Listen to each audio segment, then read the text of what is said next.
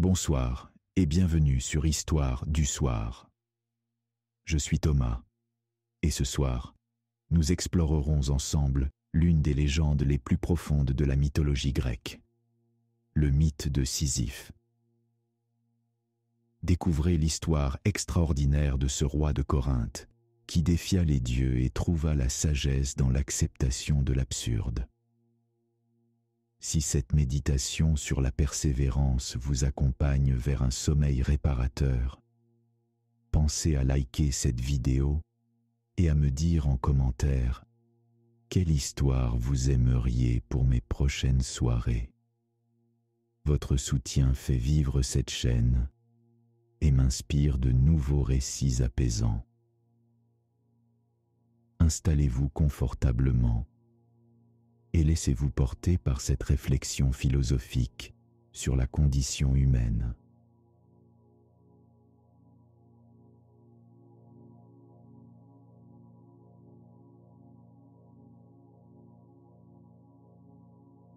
Il était une fois dans les temps anciens de la Grèce, un roi nommé Sisyphe. Ce nom résonne encore aujourd'hui dans nos mémoires, porteur d'une histoire qui traverse les siècles et touche l'âme humaine dans ses recoins les plus profonds. Sisyphe régnait sur Corinthe, cette cité prospère aux portes de l'Isthme. Il était connu pour son intelligence remarquable, sa ruse légendaire et son esprit vif qui lui permettait de résoudre les énigmes les plus complexes. Mais cette intelligence, qui faisait sa force, allait aussi devenir la source de sa perte. Le roi Sisyphe était un homme qui n'acceptait pas les choses telles qu'elles étaient. Il questionnait l'ordre établi, remettait en cause les volontés divines et osait défier ce que les autres acceptaient comme inévitable. Dans son royaume, il encourageait le commerce, développait les arts et faisait prospérer son peuple avec une détermination sans faille. Mais les dieux observaient Sisyphe depuis l'Olympe. Ils voyaient cette intelligence qui brillait comme une flamme trop vive, cette audace qui dépassait les limites de la condition mortelle. Zeus, le roi des dieux, commençait à s'inquiéter de ce mortel qui semblait vouloir égaler les immortels par sa ruse. Un jour, Asopus, le dieu fleuve, vint voir Sisyphe dans un état de grande détresse. Sa fille, la nymphe Égine, avait été enlevée. Il cherchait partout celui qui avait osé commettre ce rapt et demandait l'aide du roi de Corinthe, réputé pour sa capacité à tout découvrir.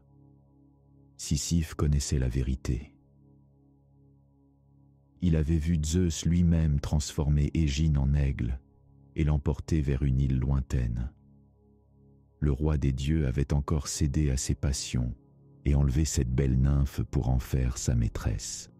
Face à Asopus en pleurs, Sisyphe prit une décision qui allait sceller son destin. Il révéla la vérité au père éploré. « C'est Zeus qui a enlevé ta fille », dit-il simplement, sachant parfaitement les conséquences de ses paroles. Cette révélation mit Zeus dans une colère terrible. Non seulement Sisyphe avait osé dévoiler ses secrets, mais il avait aussi permis à Asopus de retrouver sa trace et de le poursuivre de sa vengeance. Le roi des dieux décida que cette insolence ne pouvait rester impunie. Mais Sisyphe n'était pas un homme ordinaire. Quand Thanatos, la mort personnifiée, vint le chercher sur ordre de Zeus, le roi de Corinthe était déjà prêt. Il avait préparé un piège d'une ingéniosité remarquable. « Ô Thanatos, dit Sisyphe avec le plus grand respect, avant de te suivre, pourrais-tu me montrer comment fonctionnent tes chaînes divines ? Je suis si curieux de comprendre le mécanisme par lequel tu emmènes les mortels vers l'au-delà. » Thanatos, flatté par cette curiosité et ne se doutant de rien, accepta de faire une démonstration. Il montra ses chaînes magiques, expliqua leur fonctionnement et, dans un geste imprudent, les passa à ses propres poignets pour montrer leur solidité. C'était exactement ce qu'attendait Sisyphe. D'un geste rapide et précis, il verrouilla les chaînes, emprisonnant ainsi la mort elle-même. Thanatos se retrouva captif du mortel qu'il était venu chercher. Les conséquences de cet acte furent extraordinaires. Tant que Thanatos restait prisonnier, aucun mortel ne pouvait mourir sur terre. Les guerres devenaient absurdes, car les soldats blessés ne rendaient pas leur dernier souffle. Les malades souffraient sans fin, incapables de trouver la paix dans la mort. Le monde entier était plongé dans le chaos.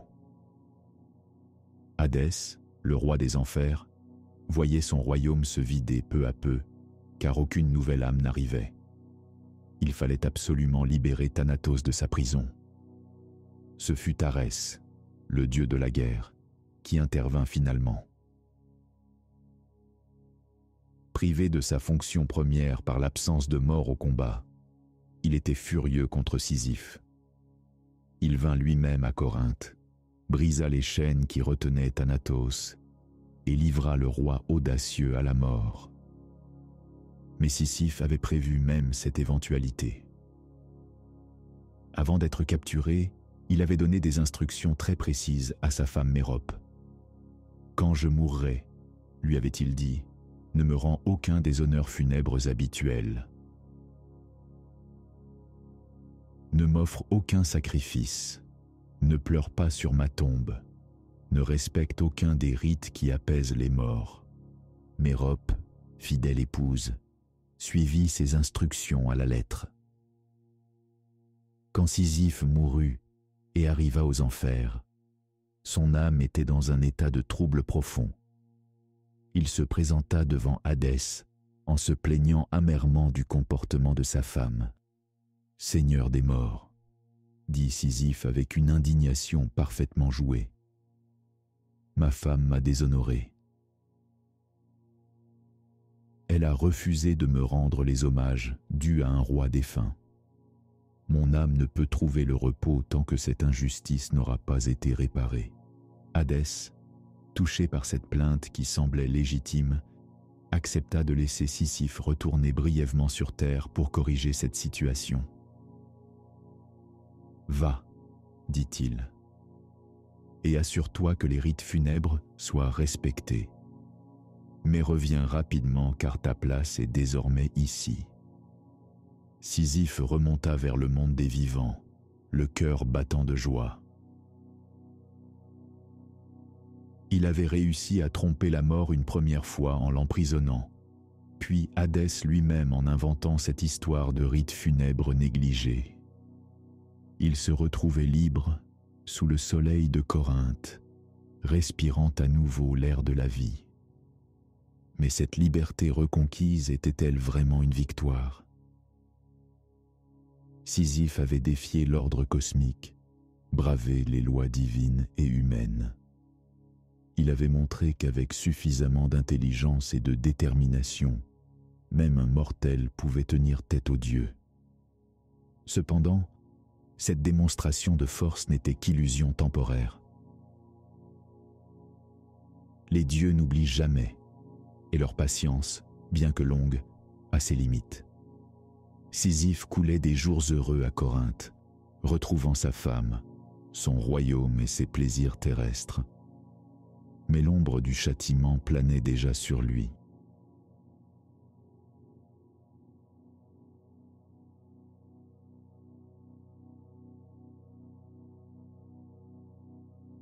Les années passèrent à Corinthe comme un rêve doux et paisible. Sisyphe avait repris sa vie de roi, gouvernant avec sagesse et profitant de chaque instant de cette existence qu'il avait arrachée aux griffes de la mort. Il contemplait les couchers de soleil sur la mer Ionienne, savourait le goût du vin dans les banquets et écoutait le rire de ses enfants résonner dans les couloirs du palais. Mais au fond de son cœur, Sisyphe savait que cette félicité ne pouvait durer éternellement. Il avait joué avec le feu divin et les flammes allaient finir par le rattraper. Chaque matin, en s'éveillant, il se demandait si ce serait le jour où les dieux viendraient réclamer leur dû. Cette attente n'était pas de l'angoisse, mais plutôt une forme de mélancolie douce.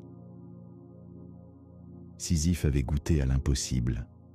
Il avait défié l'ordre établi et vécu pour en témoigner. Peu importe ce qui l'attendait, il avait prouvé que l'intelligence humaine pouvait, même temporairement, triompher des forces les plus puissantes de l'univers. Un matin, alors que la rosée perlait encore sur les oliviers du palais, Hermès apparut devant Sisyphe. Le messager des dieux arrivait cette fois non pas avec la ruse de Thanatos, mais avec la détermination inflexible de Zeus lui-même. Il n'y aurait plus de négociations, plus de pièges possibles, plus d'échappatoire. Sisyphe, roi de Corinthe, dit Hermès d'une voix qui portait l'autorité de l'Olympe entier, le temps de tes ruses est révolu. Zeus, dans sa colère, mais aussi dans sa justice, a décidé de ton châtiment. Tu vas me suivre aux enfers, et cette fois, aucun stratagème ne pourra t'en libérer. Sisyphe regarda une dernière fois son royaume, ses terres fertiles, ses sujets qui commençaient leurs activités quotidiennes dans l'innocence du matin. Il ne résista pas. Peut-être comprenait-il que le moment était venu d'accepter les conséquences de ses actes, ou peut-être savait-il qu'aucune ruse ne pourrait cette fois fonctionner contre la volonté divine unie. Le voyage vers les enfers se fit dans un silence contemplatif. Sisyphe observait le paysage changer autour de lui. Les couleurs de la vie s'estompaient progressivement pour laisser place aux teintes grises du royaume des morts.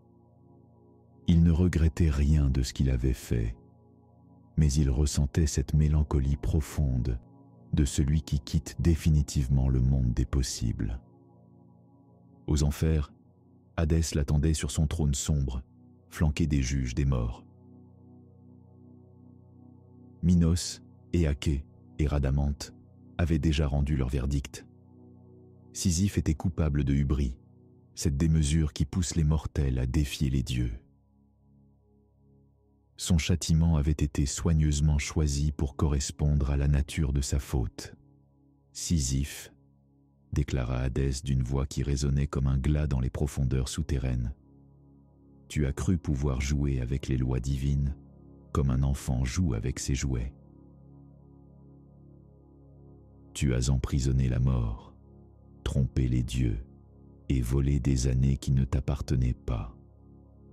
Ton châtiment sera à l'image de ton orgueil, éternel et absurde. On conduisit Sisyphe vers une montagne aux flancs escarpés qui se dressait dans les étendues désolées du Tartare. Au pied de cette montagne se trouvait un rocher énorme, une masse de pierres brutes et rugueuses qui semblait défier quiconque oserait s'y mesurer. Cette pierre allait devenir le compagnon éternel de Sisyphe, son fardeau et son destin. « Voici ta tâche », expliqua le gardien du Tartare. « Tu devras pousser cette pierre jusqu'au sommet de la montagne. Chaque jour, pour l'éternité, tu recommenceras ce labeur. Car à chaque fois que tu atteindras presque le sommet, la pierre t'échappera et redescendra au pied de la montagne, t'obligeant à tout recommencer. » Sisyphe contempla le rocher, puis la montagne, puis à nouveau le rocher. Il comprenait la subtilité cruelle de ce châtiment. Ce n'était pas seulement la peine physique qui était redoutable, mais l'absurdité même de la tâche. Pousser éternellement une pierre qui retomberait toujours, accomplir un travail qui ne servirait jamais à rien, tendre vers un but qu'il n'atteindrait jamais vraiment. Et pourtant, quelque chose dans l'attitude de Sisyphe surprit ses geôliers. Il n'y avait ni désespoir ni révolte dans son regard, mais une forme de résignation active, presque sereine. Il s'approcha du rocher, posa ses mains sur la pierre froide et rugueuse et commença à pousser. Le premier jour fut le plus difficile.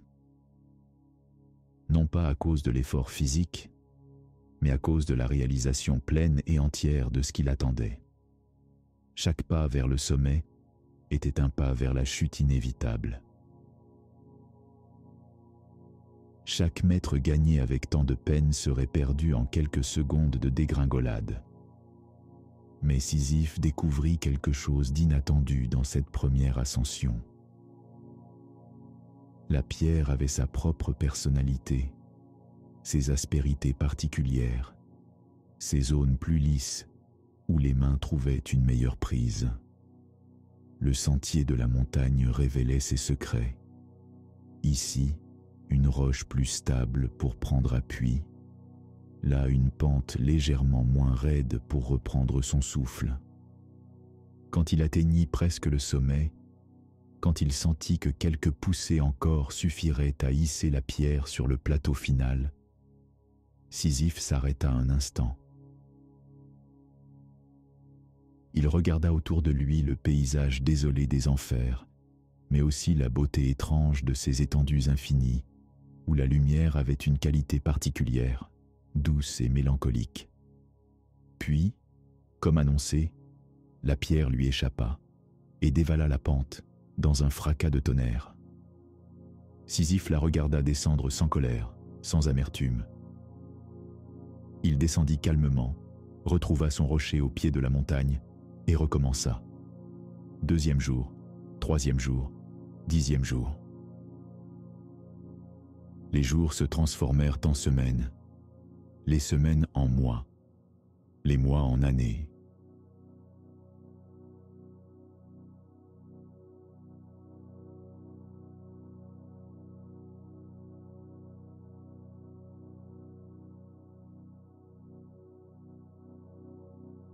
Au fil des années éternelles, Sisyphe développa une relation particulière avec sa tâche.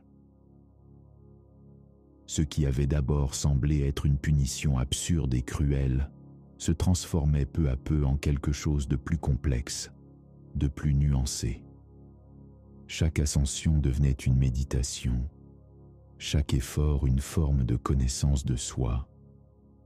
Le rocher n'était plus seulement un fardeau, mais un compagnon fidèle. Sisyphe connaissait chacune de ses aspérités, chaque grain de sa surface rugueuse. Il avait appris à anticiper ses réactions, à prévoir les moments où la pierre deviendrait plus lourde ou plus docile. Cette pierre, qui symbolisait son châtiment, était devenu paradoxalement le témoin silencieux de sa persévérance. Les gardiens des enfers observaient avec étonnement l'évolution de leurs prisonniers. Ils s'attendaient à voir Sisyphe sombrer dans la folie ou le désespoir, comme tant d'autres damnés avant lui. Mais au lieu de cela, ils voyaient un homme qui semblait trouver dans sa peine une forme de paix intérieure, une sérénité inexplicable. Car Sisyphe avait fait une découverte fondamentale. Il avait compris que le bonheur ne résidait pas dans l'accomplissement final de la tâche, mais dans l'accomplissement de chaque geste, de chaque effort. Pousser la pierre n'était plus une corvée subie, mais un acte choisi, assumé, presque voulu. Chaque matin, quand il retrouvait son rocher au pied de la montagne, Sisyphe ne ressentait plus l'amertume de l'échec de la veille. Il ressentait plutôt l'excitation du défi qui l'attendait, la satisfaction de pouvoir à nouveau mettre ses forces à l'épreuve. Cette pierre qui redescendait chaque jour n'était plus un symbole d'échec, mais la promesse d'un nouveau commencement. La montagne elle-même était devenue son univers. Il en connaissait chaque sentier, chaque pierre du chemin, chaque variation de la lumière selon les heures. Le paysage désolé des enfers révélait des beautés subtiles à celui qui prenait le temps de les observer. Les nuances de gris de la roche, les jeux d'ombre et de lumière, la géométrie particulière de ce monde souterrain. Parfois, pendant les brefs instants où il atteignait le sommet avant que la pierre ne redescende, Sisyphe contemplait l'étendue infinie des enfers. Il voyait d'autres damnés accomplir leur propre châtiment. Tantale et sa soif éternelle, Prométhée et son aigle, les Danaïdes et leurs jarres percées. Tous semblaient rongés par la frustration et la colère. Mais Sisyphe, lui, avait trouvé autre chose. Il avait découvert que la liberté ne résidait pas dans l'absence de contraintes, mais dans la façon de vivre ces contraintes. On peut être libre même enchaîné, si l'on choisit la manière d'assumer ses chaînes. Cette pierre qu'il poussait éternellement était devenue son choix, son affirmation, sa manière à lui de dire oui à l'existence. Les siècles passaient sans que Sisyphe s'en aperçoive vraiment. Le temps aux enfers n'avait pas la même consistance que dans le monde des vivants. Il se dilatait et se contractait selon les humeurs, selon l'attention qu'on lui portait.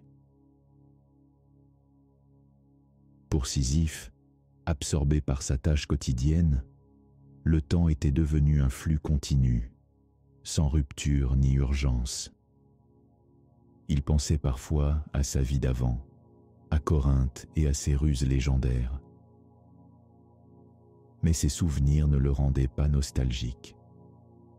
Il lui rappelait simplement que la vie était faite de chapitres différents et que chaque chapitre avait sa propre beauté, sa propre vérité.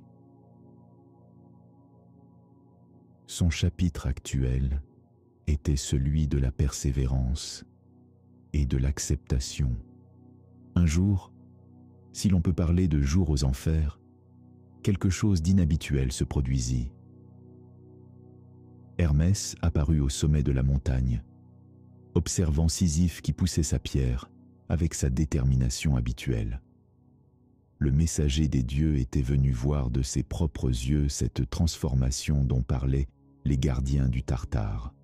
« Sisyphe », appela Hermès quand le roi damné atteignit presque le sommet. « Les dieux s'interrogent sur ton cas.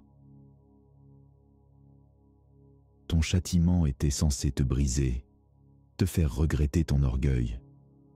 Mais tu sembles avoir trouvé dans ta peine une forme de contentement qui échappe à notre compréhension. » Sisyphe s'arrêta un instant, la pierre stable contre son épaule, et regarda le messager divin. Son visage portait les marques du labeur éternel, mais ses yeux brillaient d'une lumière sereine, presque joyeuse. « J'ai appris, dit-il simplement, que l'absurdité n'est insupportable que si l'on refuse de l'accepter. Tu ne regrettes donc pas tes actes passés ? Demanda Hermès, intrigué. Mes actes m'ont mené ici, répondit Sisyphe en reprenant sa poussée. Et ici, j'ai découvert des vérités que je n'aurais jamais trouvées ailleurs. Chaque chute de cette pierre m'enseigne la persévérance. Chaque ascension me rappelle que l'effort a sa propre valeur, indépendamment du résultat. Hermès observa encore quelques instants ce spectacle étonnant d'un homme qui avait transformé sa damnation en sagesse. Puis il repartit vers l'Olympe, porteur d'un message que les dieux allaient avoir du mal à comprendre. Sisyphe avait vaincu son châtiment non pas en y échappant, mais en l'embrassant pleinement. La pierre, comme toujours, finit par échapper à Sisyphe et dévala la montagne.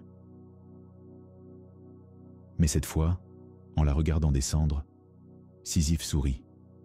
Demain serait un autre jour, avec sa propre beauté, ses propres défis, ses propres victoires. Il descendit tranquillement pour retrouver son compagnon de pierre au pied de la montagne.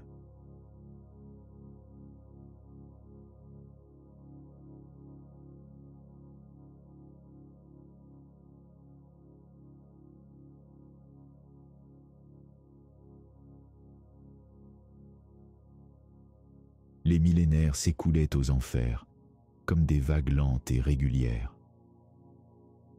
Sisyphe avait depuis longtemps cessé de compter les ascensions, les chutes, les recommencements. Son existence s'était cristallisée autour de ce rythme éternel, pousser, monter, voir s'échapper, redescendre, recommencer. Et dans cette répétition apparemment vide de sens, il avait trouvé une plénitude que peu de mortels connaissent. Sa transformation n'était pas passée inaperçue dans le monde souterrain. D'autres damnés venaient parfois observer ce condamné singulier qui semblait avoir trouvé la paix dans son tourment. Certains lui demandaient son secret, d'autres le regardaient avec incompréhension, quelques-uns avec envie. Tantale, éternellement torturé par sa soif et sa faim insatisfaite, vint un jour interroger Sisyphe. « Comment fais-tu » lui demanda-t-il, alors que Sisyphe faisait une pause dans son ascension. « Comment peux-tu sembler heureux dans cette situation » Sisyphe essuya la sueur de son front et regarda son interlocuteur avec compassion. « J'ai cessé de lutter contre ce qui est, » répondit-il doucement. « Cette pierre fait partie de moi maintenant. Cette montagne est mon foyer. J'ai découvert qu'on peut aimer même son fardeau, si on l'accepte entièrement. » « Mais c'est absurde, » protesta Tantale. « Cette tâche ne mène à rien, ne sert à rien. » « C'est exactement cela, » acquiesça Sisyphe en souriant. « Elle est absurde, et j'ai choisi d'aimer cette absurdité. Car dans l'acceptation de l'absurde, j'ai trouvé une forme de liberté que même les dieux ne peuvent m'enlever. » Cette conversation marqua un tournant dans la perception que les enfers avaient de Sisyphe. Il n'était plus seulement un damné accomplissant sa peine, mais une sorte de sage qui avait percé un mystère fondamental de l'existence. Sa cellule de torture était devenue son temple de méditation. Chaque jour apportait ses propres révélations. En poussant sa pierre, Sisyphe méditait sur la nature de l'effort humain. Tous les hommes, réalisait-il, poussent leur propre rocher. Certains celui de l'ambition, d'autres celui de l'amour, d'autres encore celui de la survie quotidienne. La différence n'était pas dans la nature du fardeau, mais dans la conscience qu'on en avait. Il pensait aux mortels, là-haut, dans le monde des vivants.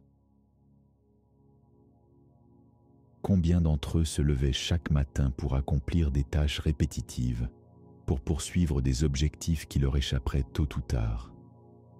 Combien passaient de leur vie à pousser des pierres invisibles sans jamais s'en rendre compte? En un sens, Sisyphe était plus libre qu'eux, car il connaissait la nature exacte de sa condition. La pierre elle-même était devenue son maître et son disciple. Elle lui enseignait la patience, la persévérance, l'humilité face aux forces qui nous dépassent. Mais elle apprenait aussi de lui, semblait-il parfois, car au fil des millénaires, leurs mouvements s'étaient harmonisés dans une danse subtile et précise. Sisyphe avait développé une technique parfaite. Il savait exactement où placer ses mains, comment répartir son poids, à quel moment faire une pause pour économiser ses forces. Cette maîtrise technique était devenue une forme d'art, une expression de sa personnalité profonde. Dans ce geste répété à l'infini, il mettait toute sa créativité, toute son intelligence, toute sa sensibilité. Parfois, quand il atteignait le sommet et que la pierre s'apprêtait à lui échapper, Sisyphe ressentait un moment de grâce particulier. C'était l'instant où l'effort se transformait en lâcher-prise, où la volonté laissait place à l'acceptation. Dans ce bref instant de suspension, il touchait à quelque chose d'absolu, d'ineffable. Les gardiens des enfers avaient fini par comprendre qu'ils n'assistaient plus à une punition, mais à une transformation spirituelle d'une nature extraordinaire. Sisyphe avait accompli quelque chose que les dieux eux-mêmes n'avaient pas prévu. Il avait transcendé son châtiment en l'embrassant totalement. Il était devenu plus grand que sa peine. Cette réalisation remonta jusqu'aux plus hautes sphères divines. Zeus lui-même, dans sa sagesse olympienne, finit par comprendre que le châtiment de Sisyphe avait engendré quelque chose d'imprévu et de remarquable. En cherchant à humilier l'orgueil humain, les dieux avaient involontairement créé un exemple de grandeur humaine. Mais Sisyphe, lui, ne s'occupait plus de ces considérations divines. Il avait trouvé son équilibre dans ce cycle éternel, sa joie dans cette tâche infinie. Chaque matin, quand il retrouvait sa pierre au pied de la montagne, il éprouvait cette satisfaction profonde de celui qui sait exactement quelle est sa place dans l'univers. Il parlait parfois à sa pierre, lui confiait ses pensées, ses découvertes. « Nous voilà repartis, ma vieille amie », murmurait-il en posant ses mains sur la roche familière. « Qu'est-ce que cette nouvelle journée va nous apprendre ?» Car chaque ascension, malgré sa ressemblance avec les précédentes, était unique et irremplaçable. La montagne aussi était devenue son amie. Il connaissait ses humeurs, ses variations subtiles selon les saisons inexistantes des enfers. Parfois la pente semblait plus douce, parfois plus rude, comme si la montagne elle-même participait à cette danse éternelle entre Sisyphe et son destin. Au fil du temps, sa compréhension de l'existence s'approfondissait. Il réalisait que tous les êtres vivants accomplissent, d'une manière ou d'une autre, des tâches sisyphéennes. Aimer quelqu'un qui ne nous aime pas en retour, poursuivre un idéal impossible, lutter contre l'injustice dans un monde imparfait. Tout cela participait de la même logique absurde et magnifique. La différence, comprenait-il, résidait dans la conscience. Celui qui pousse sa pierre en sachant qu'elle retombera, mais qui choisit quand même de la pousser, celui-là atteint une forme de noblesse que les dieux eux-mêmes peuvent lui envier. Car les dieux, dans leur perfection, ne connaissent ni l'effort, ni l'échec, ni cette victoire particulière qui naît de l'acceptation de l'impossible. Sisyphe avait découvert que l'héroïsme véritable ne résidait pas dans la réussite, mais dans la persévérance face à l'échec certain. Il était devenu un héros, non pas malgré son châtiment, mais grâce à lui. Son rocher était devenu son trône, sa montagne son royaume, son effort éternel sa couronne de gloire. Et quand la pierre redescendait chaque jour dans le fracas familier, Sisyphe ne voyait plus un échec, mais une renaissance.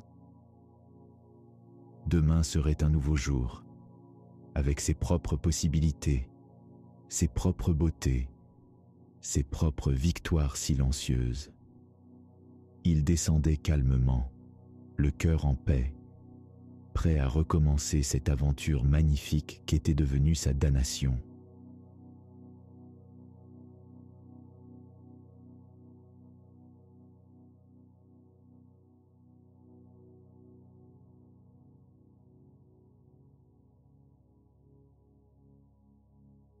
Dans l'éternité des enfers, Sisyphe était devenu une légende vivante. Les nouvelles âmes qui arrivaient dans le royaume de Hadès entendaient parler de ce roi qui avait transformé sa malédiction en bénédiction. Certaines venaient l'observer, espérant comprendre le secret de sa sérénité face à l'absurde. Un jour, une âme particulièrement tourmentée s'approcha de lui.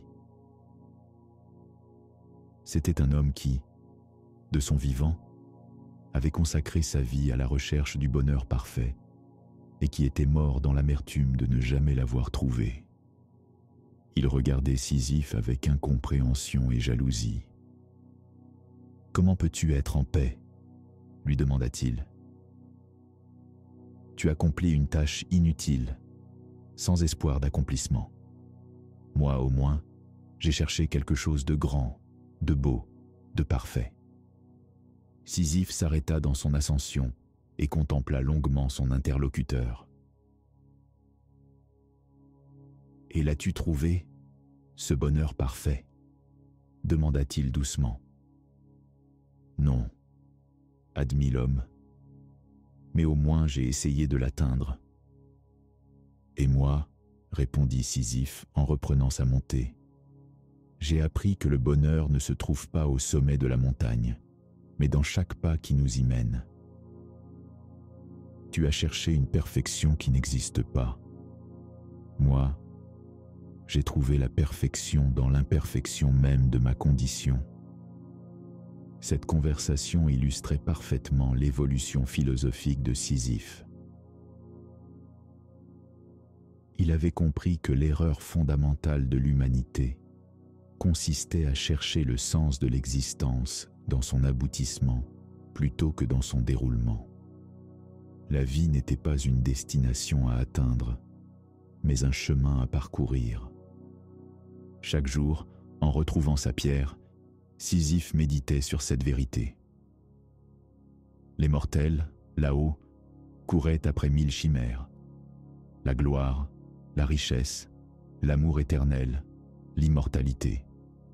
Ils oubliaient que la vraie richesse résidait dans la conscience de l'instant présent, dans l'acceptation pleine de ce qu'ils étaient et de ce qu'ils faisaient.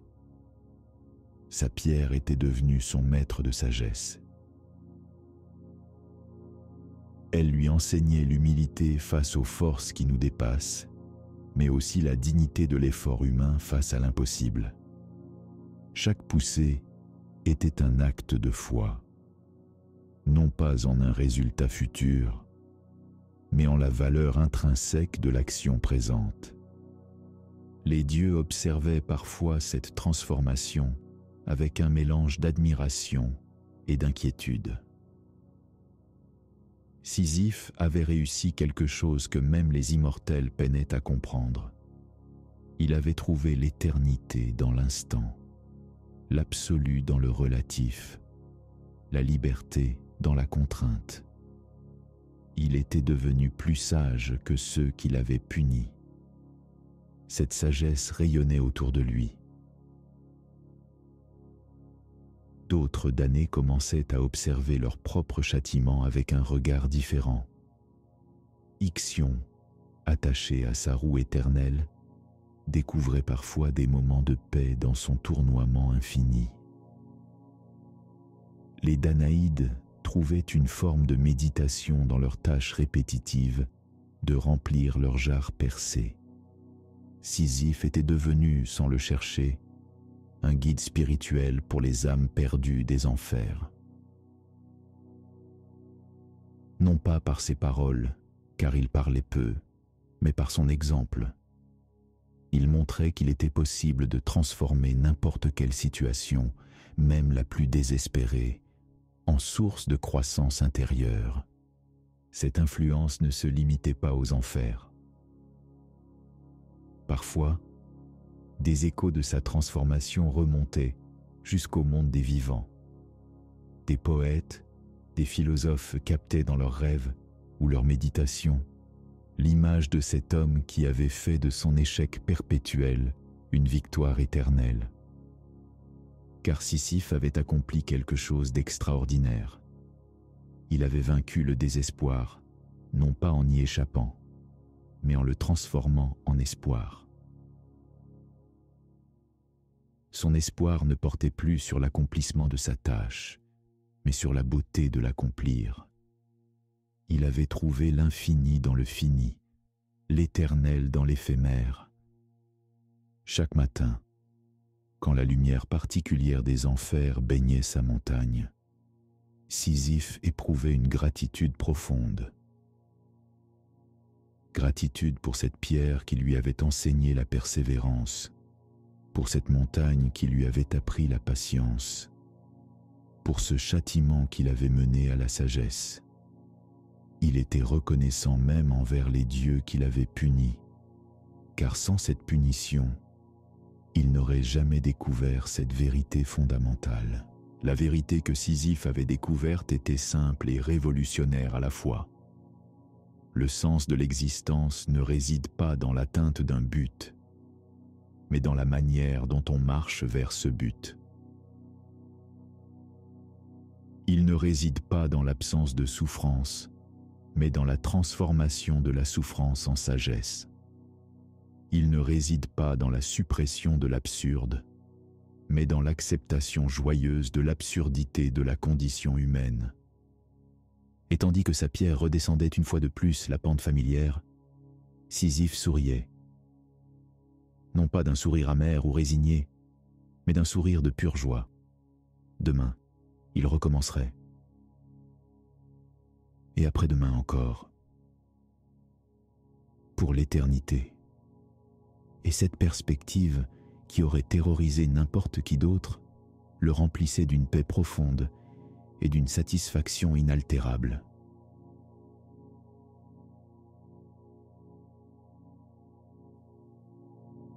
L'histoire de Sisyphe était devenue, au fil des éons, bien plus qu'un simple châtiment divin. Elle était devenue un symbole, une métaphore de la condition humaine dans toute sa complexité et sa beauté tragique. Dans les profondeurs des enfers, ce roi déchu continuait sa tâche éternelle, mais il l'accomplissait désormais avec une noblesse que les dieux eux-mêmes ne pouvaient ignorer.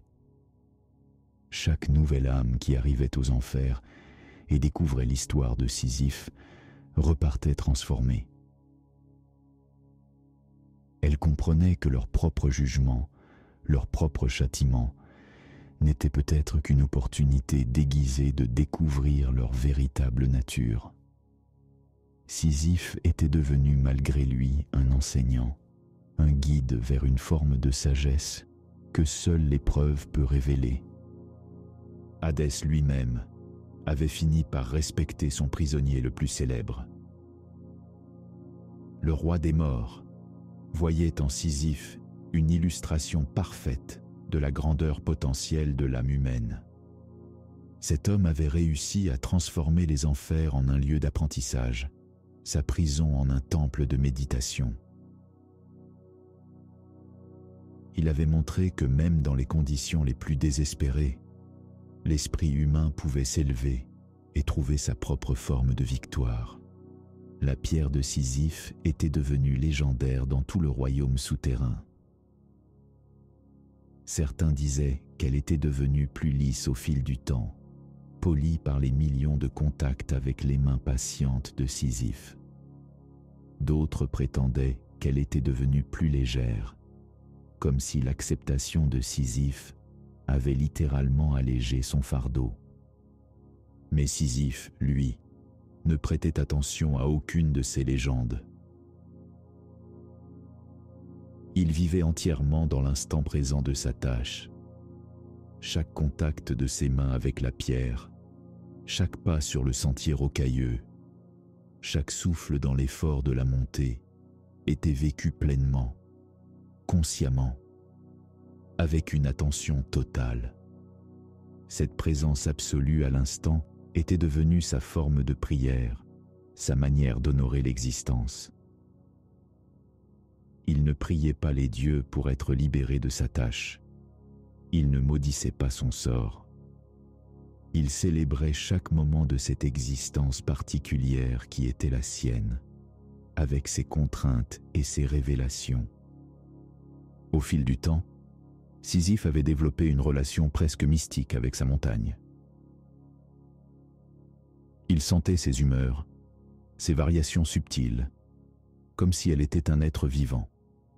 Parfois, il lui semblait que la montagne elle-même l'encourageait, lui offrait des prises plus sûres, des passages moins difficiles. D'autres fois, elle paraissait le mettre à l'épreuve, testant sa détermination et sa patience. Cette communion avec son environnement faisait partie de sa transformation.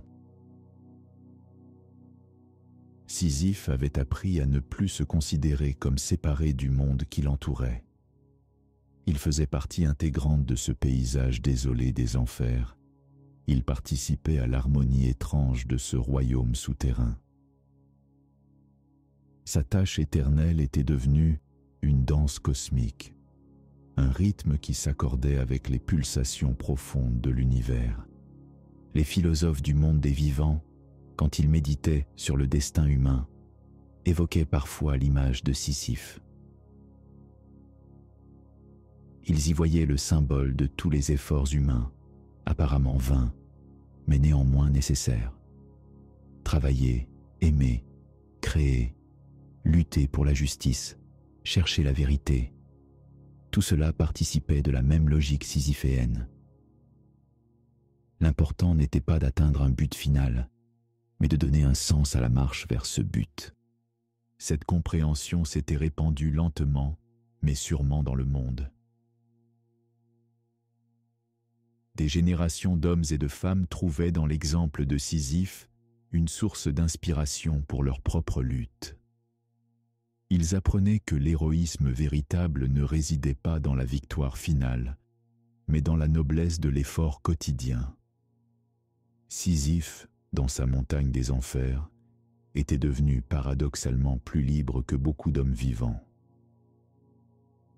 Il avait transcendé le besoin de reconnaissance, l'espoir de récompense, la peur de l'échec.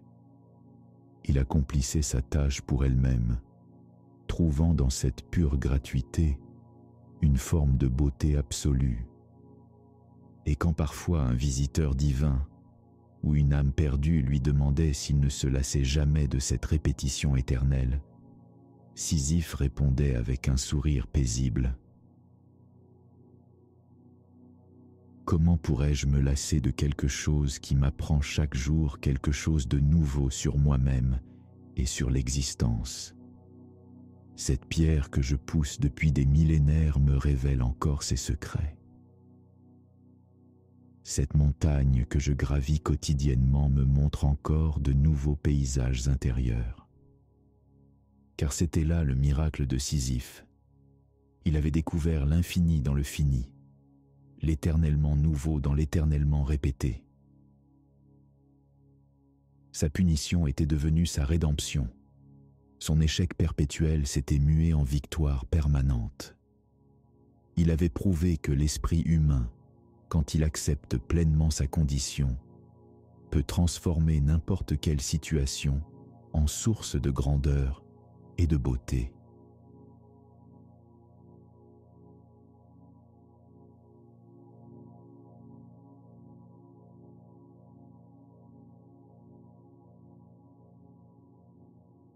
Ainsi se perpétue, dans l'éternité des enfers, la tâche de Sisyphe.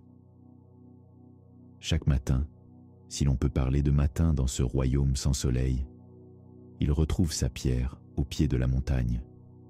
Chaque jour, il entreprend cette ascension qui ne mène nulle part et qui mène partout à la fois. car Sisyphe a découvert que le voyage importe plus que la destination, que l'effort a sa propre beauté indépendamment de son résultat. Cette histoire, qui commença comme celle d'un châtiment divin, s'est transformée en parabole de la condition humaine. Nous sommes tous, d'une certaine manière, des Sisyphes. Nous poussons tous nos pierres vers nos montagnes. Nous accomplissons tous des tâches qui semblent parfois vaines ou répétitives. L'enseignement de Sisyphe nous montre que la grandeur ne réside pas dans l'évitement de ces tâches, mais dans la manière dont nous les accomplissons. Le roi de Corinthe, par son intelligence et sa ruse, avait d'abord cherché à échapper aux lois divines. Il avait cru pouvoir triompher par la force et la clevernesse. Mais sa véritable victoire vint quand il cessa de lutter contre son destin pour l'embrasser pleinement.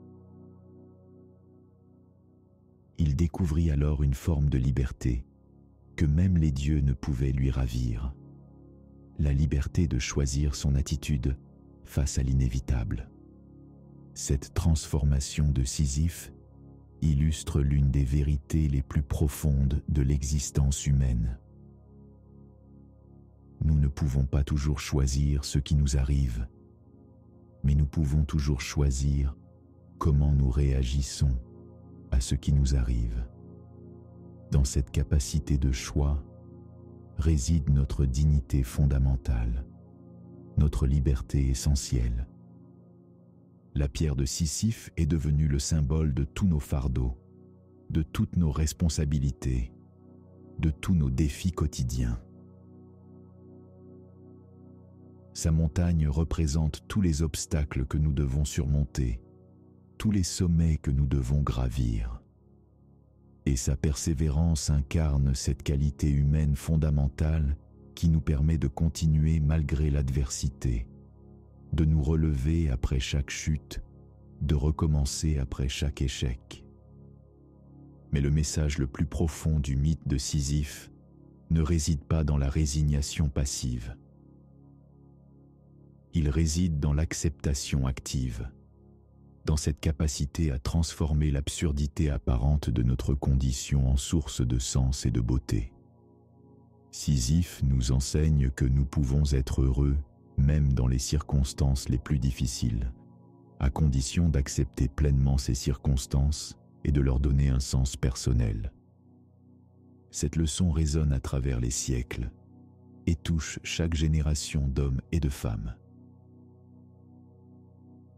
Dans les moments de découragement, quand la vie semble répétitive ou dénuée de sens, l'exemple de Sisyphe nous rappelle que nous pouvons toujours choisir de voir dans nos épreuves des opportunités de croissance, dans nos efforts des actes de création de sens. Le mythe nous enseigne aussi la valeur de la persévérance pure, de l'effort pour l'effort. Dans une époque obsédée par les résultats et la réussite mesurable, Sisyphe nous rappelle que l'acte même de persévérer a sa propre valeur, sa propre noblesse. Il nous montre que nous pouvons être fiers de nos efforts, même quand ils ne débouchent pas sur le succès attendu. Et au-delà de ces enseignements, le mythe de Sisyphe nous offre une image de l'héroïsme accessible à tous. Nous ne pouvons pas tous être des conquérants ou des génies, mais nous pouvons tous être des Sisyphes.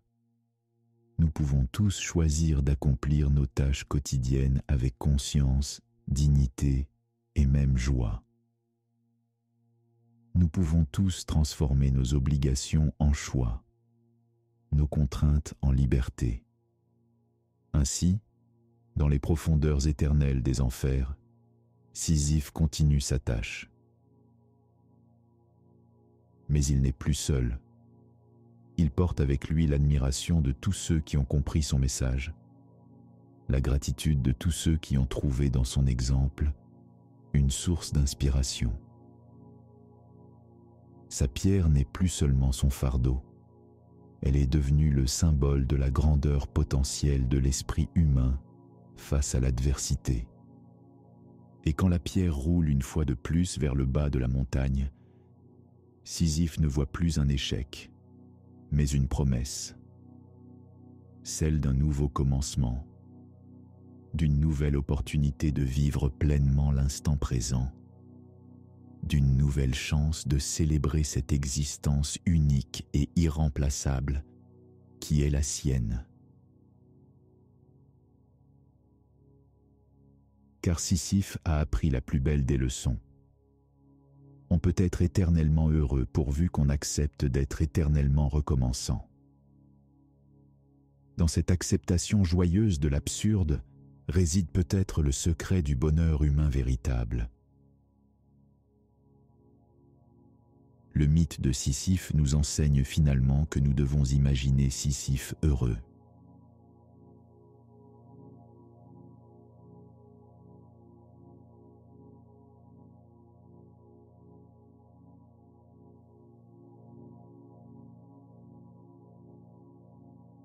J'espère que cette histoire de Sisyphe et sa transformation vous a accompagné vers la sérénité.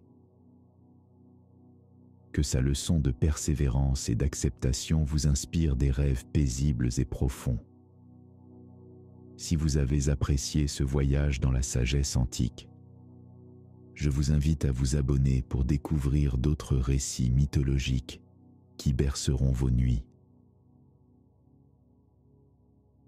Maintenant, laissez cette vidéo continuer en arrière-plan. Permettez à la musique relaxante qui va suivre de vous envelopper doucement et de vous porter vers un sommeil encore plus profond. Comme Sisyphe qui a trouvé la paix dans l'acceptation, laissez votre corps et votre esprit s'abandonner complètement au repos. Fermez les yeux, respirez calmement et sentez toute tension quitter votre être. Je vais maintenant vous guider dans une courte séance de méditation pour vous préparer au sommeil le plus réparateur.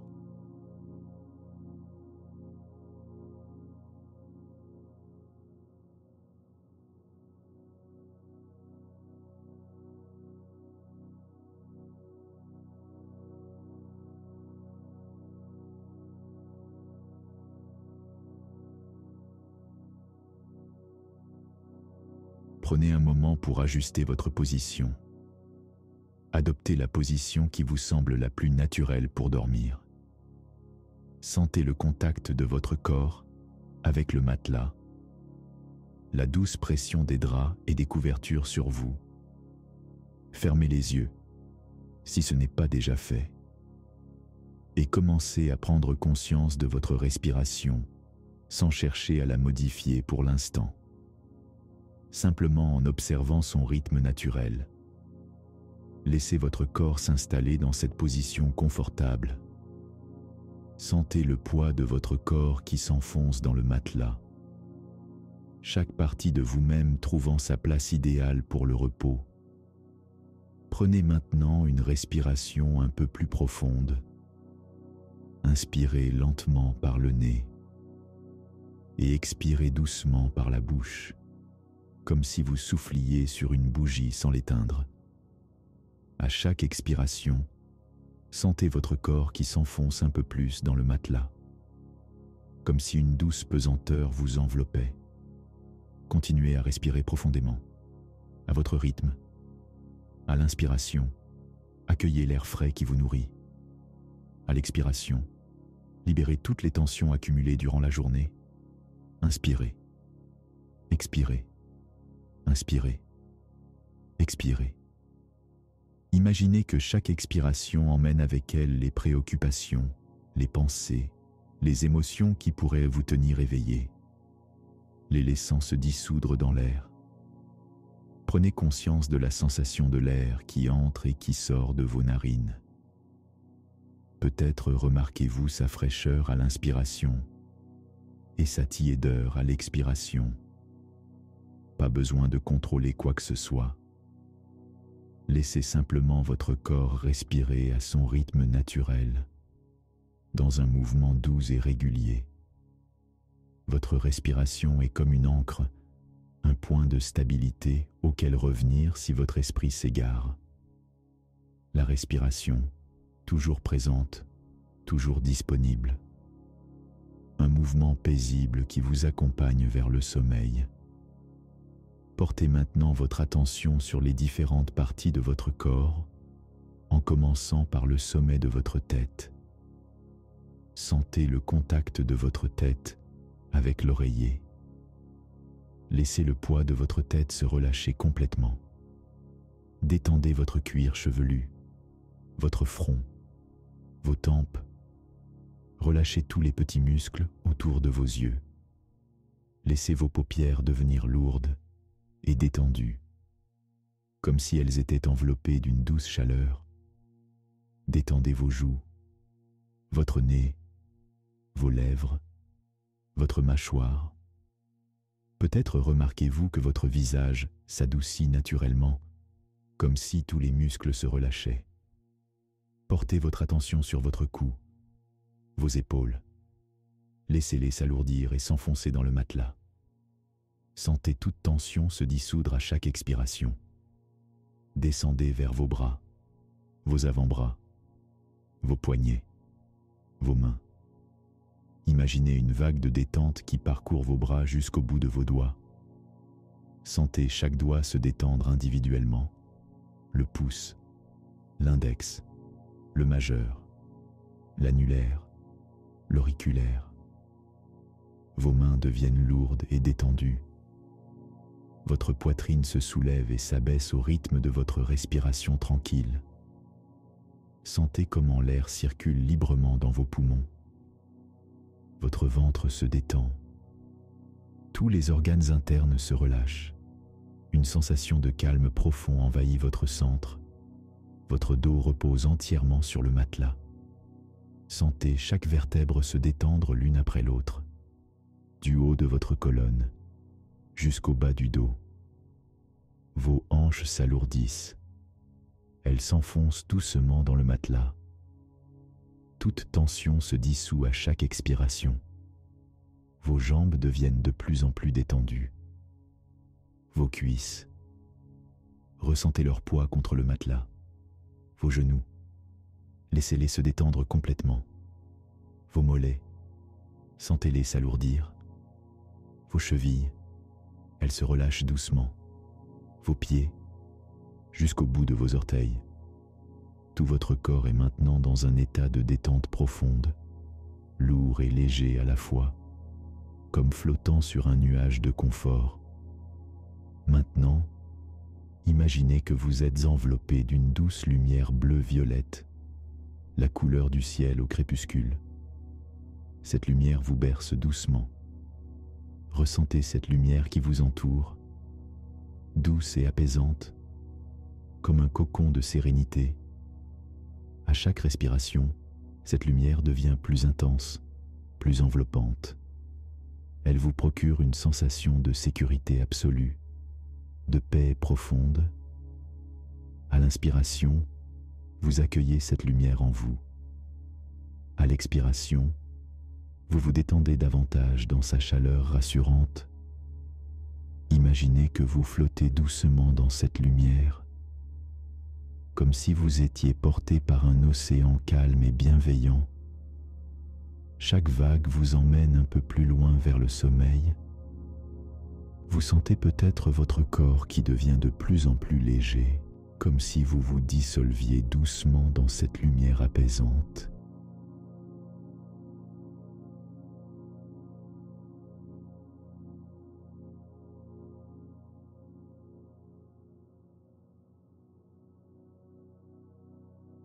Vous n'avez rien à faire, rien à accomplir. Simplement vous laissez porter par cette sensation de paix et de sécurité. Dans cet espace de lumière, tout est calme, tout est paisible. Le temps s'étire et se ralentit. Peut-être commencez-vous à remarquer que vos pensées deviennent plus floues, plus distantes, comme des nuages qui passent dans le ciel sans que vous ayez besoin de vous y attacher. Chaque pensée qui surgit se dissout naturellement dans cette lumière, sans effort, sans résistance. Votre corps est maintenant parfaitement détendu. Votre esprit s'apaise de plus en plus. Vous pouvez laisser votre conscience flotter librement, sans direction, sans intention, simplement être. Si des pensées surgissent, laissez-les passer comme des feuilles emportées par une rivière tranquille. Vous n'avez pas besoin de les suivre ni de les retenir. Votre corps devient de plus en plus lourd, comme s'il s'enfonçait doucement dans le matelas. Une agréable sensation de pesanteur vous enveloppe. Votre respiration devient de plus en plus lente, de plus en plus profonde. Chaque expiration vous emmène un peu plus près du sommeil. Vous êtes exactement là où vous devez être, en sécurité, en paix, prêt à glisser dans un sommeil réparateur. Je vais maintenant me taire progressivement et vous laisser continuer seul ce voyage vers le sommeil. Sachez que votre corps sait parfaitement comment dormir. C'est un processus naturel qui se produira de lui-même. Vous n'avez qu'à lui faire confiance. Si vous êtes encore éveillé dans quelques instants, ce n'est pas grave. Continuez simplement à respirer doucement, à ressentir la détente dans tout votre corps. Le sommeil viendra à son heure. Laissez-vous glisser dans cette douce transition entre l'éveil et le sommeil. Cet espace paisible où tout devient flou et confortable. Bonne nuit.